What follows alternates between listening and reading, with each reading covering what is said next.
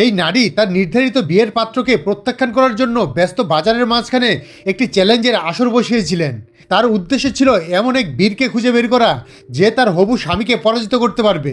কিন্তু যারা চ্যালেঞ্জ করতে এগিয়ে এলো তারা কেউই তার সামনে কয়েক মুহূর্তের বেশি টিকতে পারল না। সে অবলীলায় সবাইকে কুপকাত করে দিল। নারীটি তাচ্ছিল্যের সাথে হাসলো এবং উপস্থিত সবাইকে অপদার্থ বলে বিদ্রুপ করলো। উপস্থিত লোকজন কেবল অসহায়ভাবে মাথা নাড়ালো। ঠিক সেই সময় এক ব্যক্তির মেয়ে উঠে দাঁড়িয়ে ধীরকণ্ঠে চিৎকার করে বলল, আমার বাবার শক্তি এই পৃথিবীতে অতুলনীয়। এ কথা শুনে উপস্থিত লোকজন হাসিতে ফেটে পড়ল।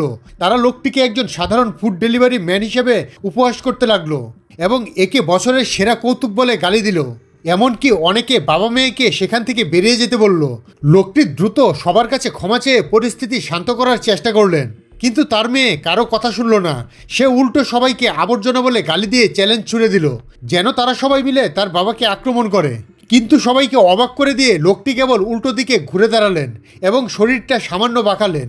পরের মুহূর্তেই তার শরীর থেকে একটি শক্তিশালী আলোক তরঙ্গ নির্গত হলো, যা মুহূর্তের মধ্যেই সবাইকে মাটিতে ছিটকে ফেললো। তখন ওই নারী বুঝতে পারলেন যে লোকটি আসলে এতদিন নিজের আসল শক্তি লুকিয়ে রেখেছিলেন। এরপর নারীটি নিজেই লোকটিকে তার বাড়িতে নিয়ে গেলেন যেন তার বাবা মা নিজের চোখে সত্যটা দেখতে পান।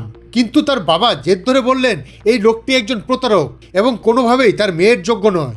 তিনি লোকটিকে পরীক্ষা করার জন্য উঠোনে নিয়ে গেলেন এবং একটি কাঠের ফলক দেখিয়ে বললেন যে এটি দেবতাদের সাথে যোগাযোগ করতে পারে।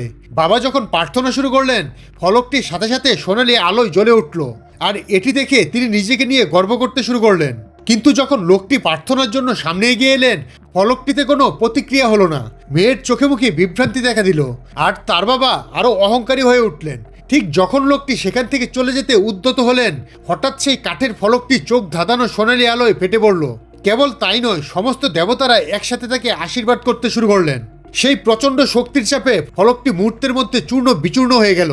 বাবা যেমন অবাক হলেন তেমনি আনন্দিত হলেন।